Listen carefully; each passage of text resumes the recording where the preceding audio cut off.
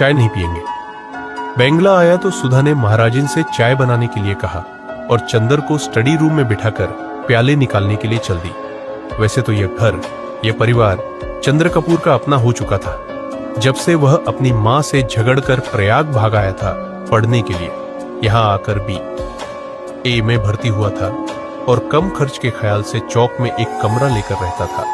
तभी डॉक्टर शुक्ला उसके senior teacher थे और उसकी परिस्थितियों से अवगत थे।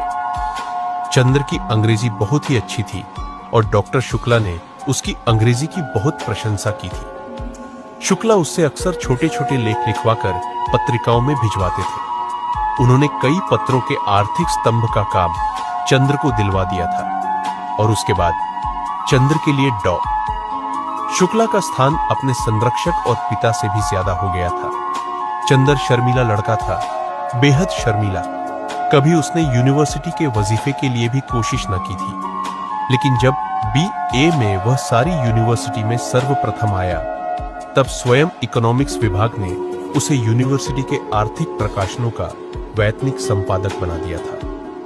MA में भी वह सर्वप्रथम आया और उसके बाद उसने रिसर्च ले ली। उसके बाद डॉक्टर शुक्ला यूनिवर्सिटी से हटकर ब्यूरो में चले गए थे।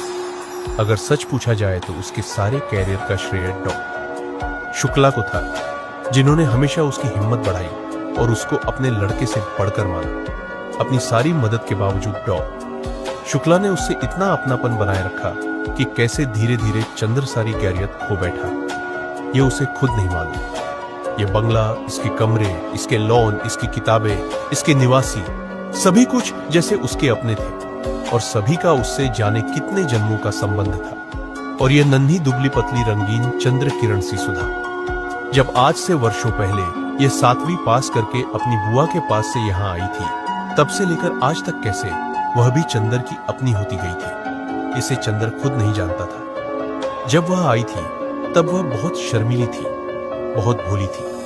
8वीं में पढ़ने के बावजूद वह खाना खाते वक्त रोती थी, मचलती थी तो अपनी कॉपी फाड़ डालती थी और जब तक डॉक्टर साहब उसे गोदी में बिठाकर नहीं मनाते थे, वह स्कूल नहीं जाती थी। 3 बरस की अवस्था में ही उसकी मां चल बसी थी और 10 साल तक वह अपनी बुआ के पास एक गांव में रही थी। अब 13 वर्ष की होने पर गांव वालों ने उसकी शादी पर जोर देना और